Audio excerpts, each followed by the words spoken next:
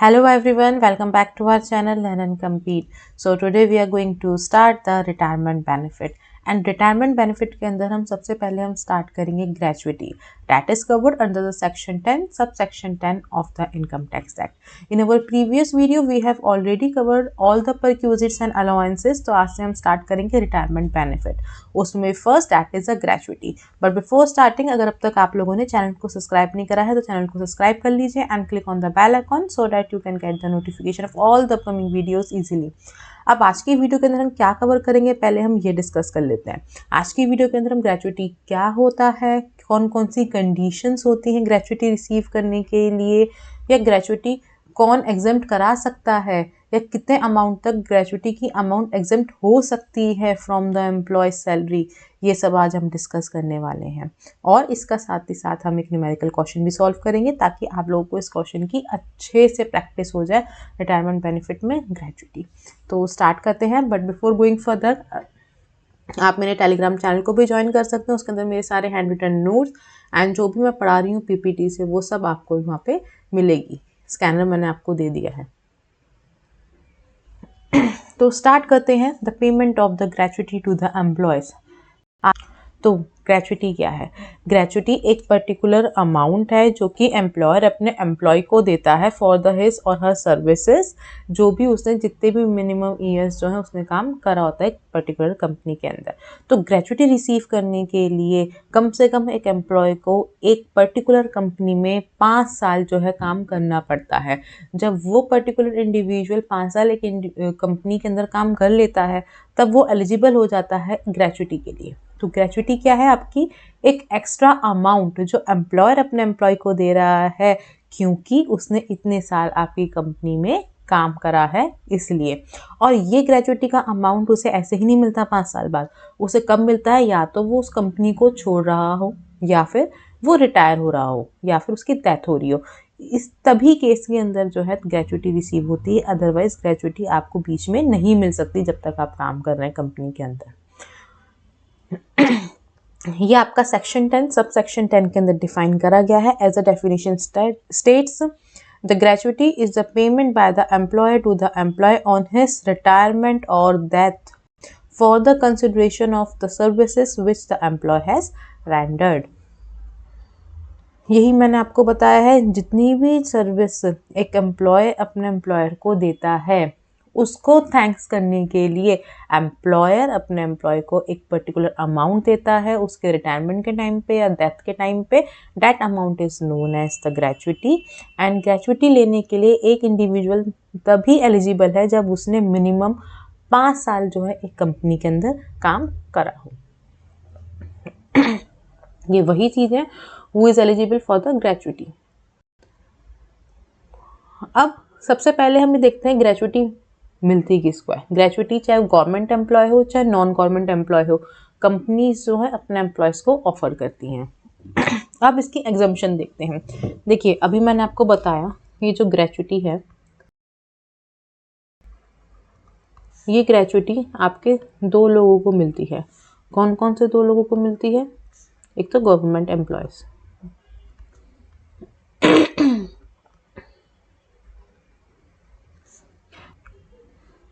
The second is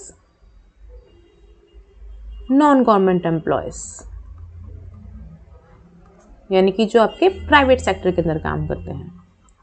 अब gratuity जितनी भी मिल रही है गवर्नमेंट एम्प्लॉयज़ को तो वो एग्जेम्प्ट होती है, वो टोटली एग्जेम्प्टेड है। यानी कि गवर्नमेंट एम्प्लॉयज़ को अगर ग्रेचुइटी का पैसा मिलता है तो उन्हें उसमें एक भी रुपए का टैक्स नहीं देना है।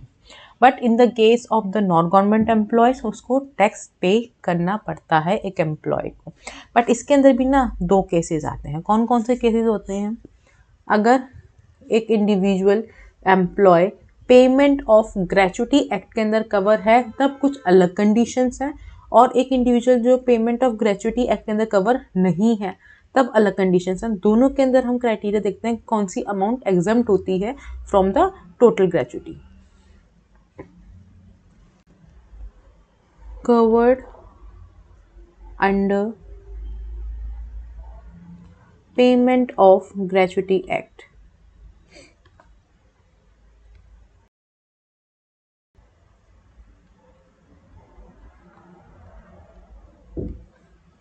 and the second one is not covered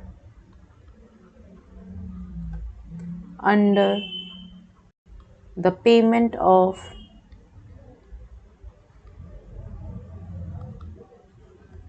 gratuity act.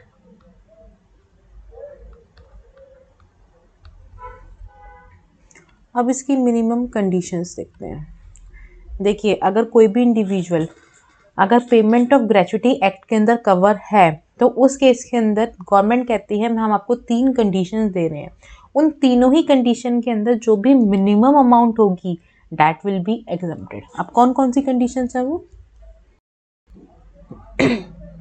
Actual gratuity receive, actual gratuity receive. The second is rupees 20 lakh।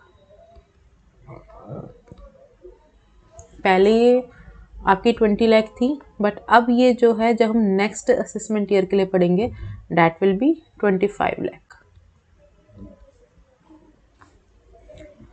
And the third condition is 15 upon 26 multiply by last drawn salary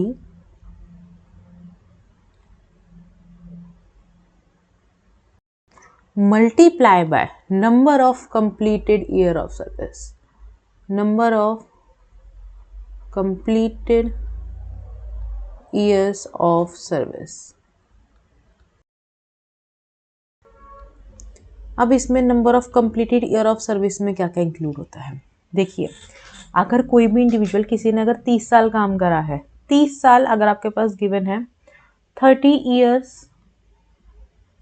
5 months 7 days, in this case हम इसे क्या करते हैं? Round of करते हैं, तो ये हो जाएगा आपका 30 years।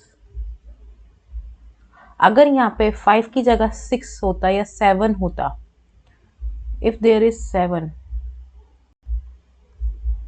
तो उस केस के अंदर ये राउंड ऑफ होके 31 ईयर्स हो जाते। और अगर मैं इसमें बात करूं लास्ट ड्रॉन सैलरी की, तो इसके अंदर last drawn salary means the basic salary plus dearness allowance that forms the part of retirement benefit, that forms the part of retirement benefit।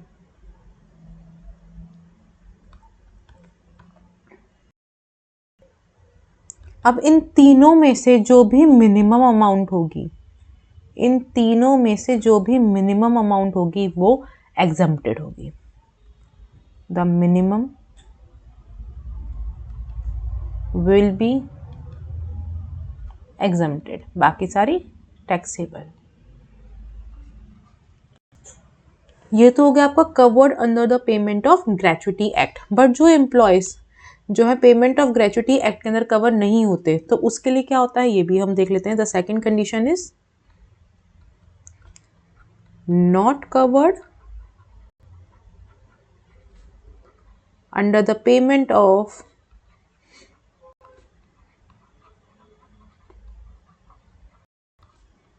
Gratuity act.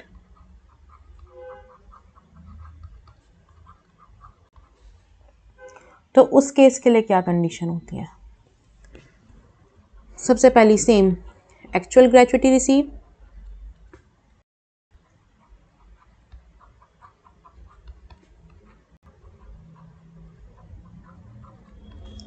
Second same 25 lakh for next assessment year or 20 lakh for this current year।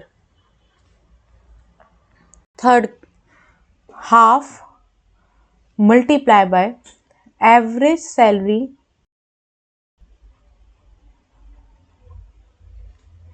of last 10 months multiply by number of completed year of service।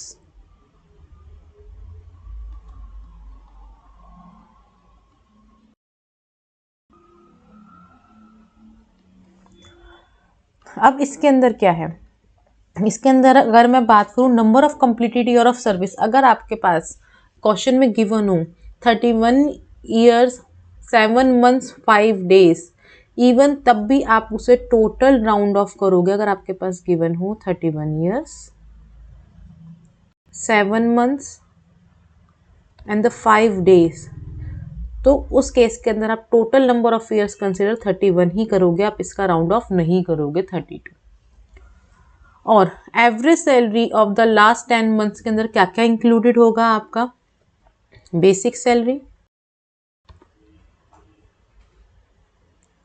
Plus TA जो retirement का benefit form कर रहे हैं, plus commission अगर कोई होती है तो। इससे आप इजीली एवरेज सैलरी निकाल सकते हो फॉर द लास्ट 10 मंथ्स। तो अब इसी फॉर्मूलेस को जो है हम न्यूमेरिकल से कवर करते हैं। The question says the Mr. J retires from his service on the 25th of Jan 2020 after servicing 30 years 6 months and 5 days। सबसे पहले क्वेश्चन सॉल्व करने के लिए क्या ट्रिक होती है, जो भी आपके पास डाटा गिवन है उसको आप नोट डाउन करते रहो। सबसे पहले रिटायरमेंट की डेट दे रखी है तो हम रिटायरमेंट की डेट लिख लेंगे, रिटायरमेंट डेट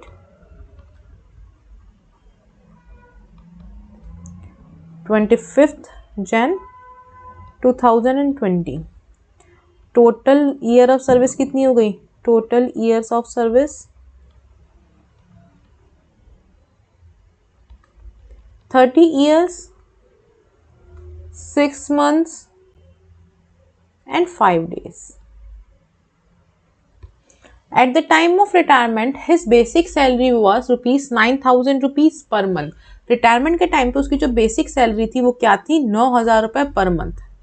तो basic salary 9,000 rupees per month, but the annual increment fail due on the 1st of July of every year for rupees 1,000। और हर साल उसकी जो है 1 जुलाई को जो उसका इंक्रीमेंट होता था सैलरी में 1,000 रुपये।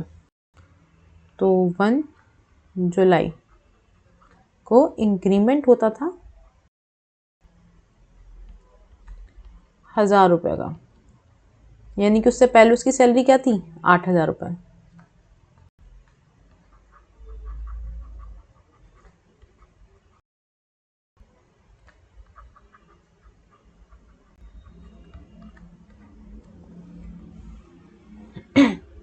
DA was rupees 5,000 rupees per month।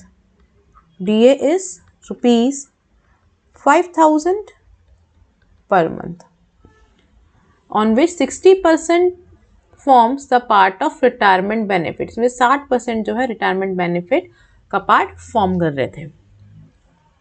Commission 1% on annual turnover, जो कमीशन उसे मिल रही थी 1% मिल रही थी, किस पे, एनुअल टर्नओवर कितने पे, 12 लाख के। उसको ग्रेचुटी रिसीव्ड हुई, he received the gratuity at the time of his retirement of rupees 8 lakh। अब हमें उसकी टैक्सेबल ग्रेचुटी बतानी है। सबसे पहले एज्यूम करना है कि वो गवर्नमेंट एम्प्लॉय था। अगर वो गवर्नमेंट एम्प्लॉय था तो ऑब्वियसली उसको कोई भी टैक्स पे नहीं करना है ग्रेचुटी पे, क्योंकि गवर्नमेंट एम्प्लॉय के केस में वो क्या हो गया, एग्जम्प्ट हो गया। ठीक है, अब हम आते हैं सेकंड केस पे। सेकंड केस क्या है, नॉन गवर्नमेंट एम्प्लॉय, अगर वो ग्रेचुटी एक्ट के अंदर कवर है। अब अगर कोई भी इंडिविजुअल ग्रेचुटी एक्ट के अंदर कवर है तो 3 कंडीशंस मैंने आपको बताई थी, उसमें से मिनिमम अमाउंट हमें देख के उसे एग्जम्प्ट करनी थी। कौन कौन सी थी, पहली कंडीशन थी एक्चुअल ग्रेचुटी रिसीव्ड, कितना, 8 लाख रुपए।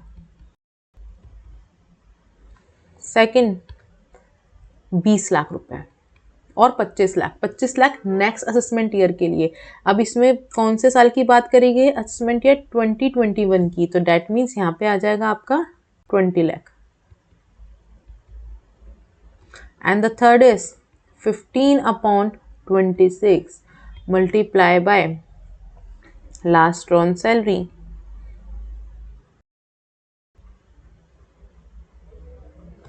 Multiply by number of completed year of service. तो वो कितना हो गया 15/26। अब लास्ट वन सैलरी कितनी थी उसकी 9,000 रुपीज़ और 5,000 रुपीज़। अब इसमें से 60% क्या था रिटायरमेंट बेनिफिट का पार्ट था, उसका 60% निकाल देंगे। That is your 9,000 rupees plus में 5,000 का 60% कितना होगा, that will be your 3,000। And for the number of completed of service 30 years 6 month and 5 days, यानी कि इसको हम राउंड ऑफ कर देंगे 31 कर देंगे। अब हम इसे सॉल्व करेंगे। 15/26 multiply by 12,000 multiply by 31, and after solving this we will get the amount of, so let's solve it. 15 divided by 26 multiply by 12,000 multiply by 31, it will give you 214,615। अब इन तीनों में से सबसे लोएस्ट अमाउंट कौन सी है, minimum amount कौन सी है, the minimum amount is this.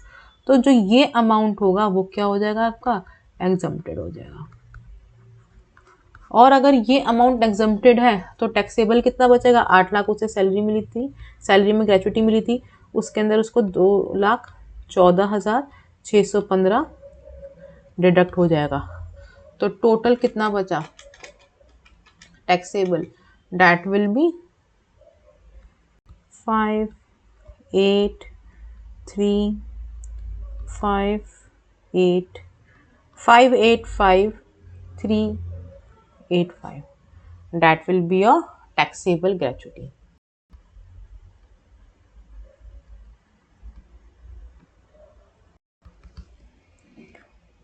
ठीक है, अब इसका बी पार्ट देखते हैं, that is not covered by the payment of gratuity act. Payment of gratuity act के अंदर कवर नहीं है, अब हम वो डिस्कस करेंगे। तो इसके लिए हमने 3 कंडीशंस देखी थी। कौन कौन सी हमने 3 कंडीशंस देखी थी, ध्यान करिए। सबसे पहली थी एक्चुअल ग्रेचुइटी रिसीव, कितनी हुई थी 8 lakh. Second 20 lakh. Third 1/2 average salary of last 10 months multiply by number of completed year of service।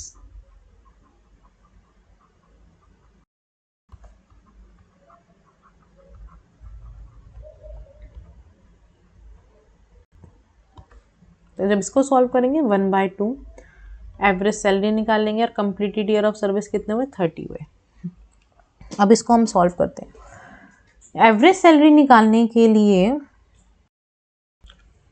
पिछले 10 मंथ्स की कहाँ से स्टार्ट होगी, मार्च से। तो अब इंक्रीमेंट तो जुलाई में हुआ था, यानी कि मार्च से लेके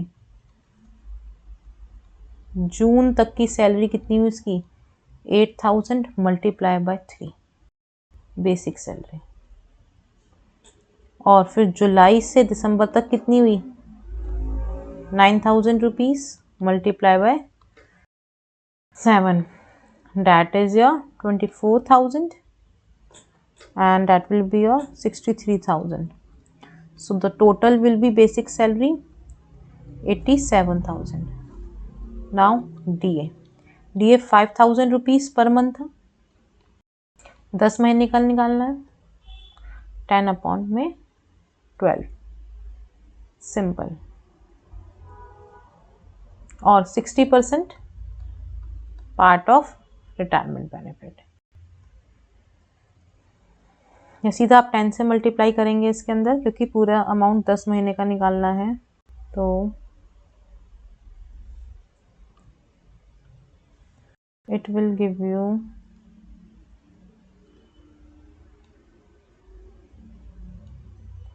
30,000 रुपीज़। और then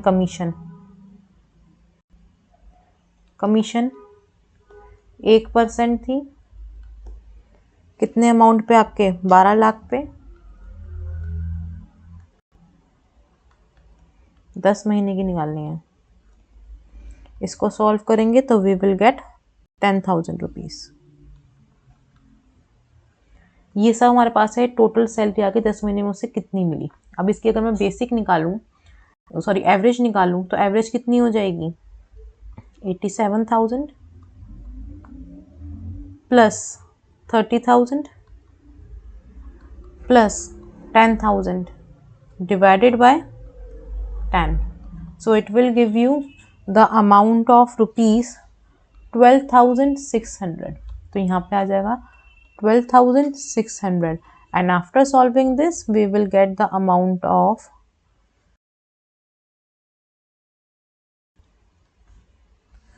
we will get the amount of 189,000 यानी कि 1,89,000 रुपीज़। तो ये अब इन तीनों में से मिनिमम कौन सी अमाउंट हो गई, the minimum will be exempted. तो मिनिमम आपकी हो गई ये 1,89,000, that will be your exempted. तो अब टैक्सेबल ग्रेचुइटी कितनी हुई,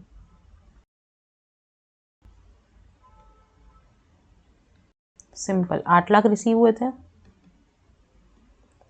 उसमें से 1,89,000 उसको एग्जम्पशन मिल गई। तो ये आपका हो गया 6,11,000 will be your taxable gratuity in the case of the employee who is not covered under the Payment of Gratuity Act. So this is for the today. इसमें मैंने आपकी ग्रेचुइटी कंप्लीट कर दी है, ग्रेचुइटी के न्यूमेरिकल्स कर दिए हैं तीनों केस के अंदर। अगर स्टिल आपको कोई डाउट हो तो आप कमेंट में जो है अपना डाउट पूछ सकते हैं, मैं आपका डाउट जरूर सॉल्व करूँगी।